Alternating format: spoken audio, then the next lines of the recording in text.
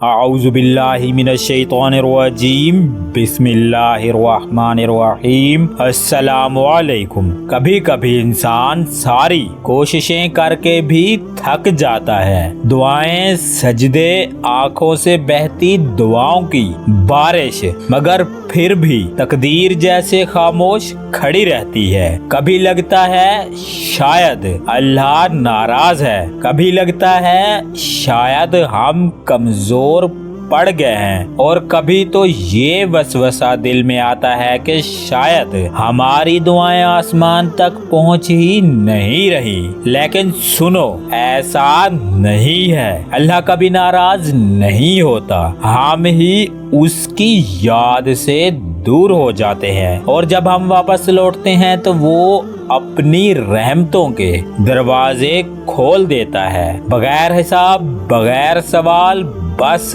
عطا ہی عطا۔ آج میں آپ کو ایک راز بتانے آیا ہوں، ایسا راز جو تمہاری زندگی بدل سکتا ہے، ایسا وظیفہ جو تمہیں پھر سے زندہ کر سکتا ہے، تمہاری امید، تمہارا دل، تمہارا رب سے ٹوٹا رشتہ سب جوڑ سکتا ہے۔ یہ راز ہے اللہ کے صفاتی نام یا غفارو کا۔ ہاں، الغفار، وہ ذات جو ہماری خطائیں درگزر کرتی ہے، جو ہماری ٹوٹی ہوئی دعاؤں کو بھی سن لیتی ہے، جو بند دروازوں کے پیچھے کھڑے ہو کر ہماری آہٹ کا انتظار کرتی ہے۔ اگر تم پریشان ہو، مایوس ہو، راستے بند ہیں، لوگ چھوڑ چکے ہیں، محنت بیکار لگتی ہے، صرف 14 دن سچے دل سے، محبت سے اللہ کے اس نام کا سہارا لے لو۔ ہر رات جب دنیا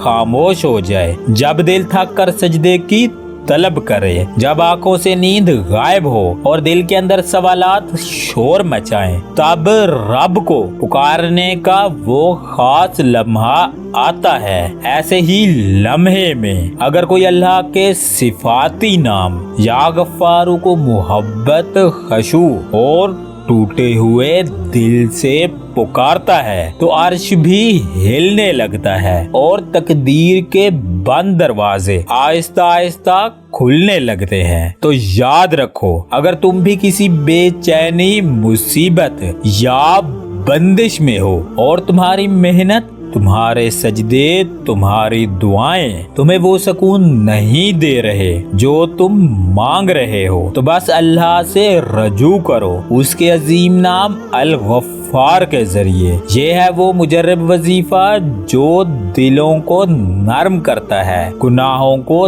دھوتا ہے اور قسمت کو چمکا دیتا ہے۔ وظیفہ کا طریقہ: ہر رات عشاء کی نماز کے بعد نمبر 1، سب سے پہلے وضو کی حالت میں بیٹھیں، یقین کے ساتھ جیسے اللہ ابھی آپ کی پکار سننے والا ہے۔ نمبر 2، پھر اول و آخر 10 مرتبہ درود ابراہیمی پڑھیں۔ درود ابراہیمی کا نور آپ کی دعا کو آسمان کی طرف لے جاتا ہے۔ نمبر 3، 700 مرتبہ یا غفارو پڑھیں، محبت، یقین اور عاجزی سے پڑھیں۔ یہ عمل مسلسل 14 دن تک کرنا ہے، مگر مکمل سچائی اور خلوص نیت سے، اور پھر دیکھنا جو کام رکے ہوئے تھے وہ آسانی سے ہو جائیں گے، جو دل بے چین تھا وہ سکون سے بھر جائے گا، جو رزق رکا ہوا تھا اس میں برکت آنے لگیں گی، جو دعائیں روکی جا چکی تھی وہ مقبول ہونے لگیں گی، اور سب سے بڑی بات، آپ کا دل اللہ سے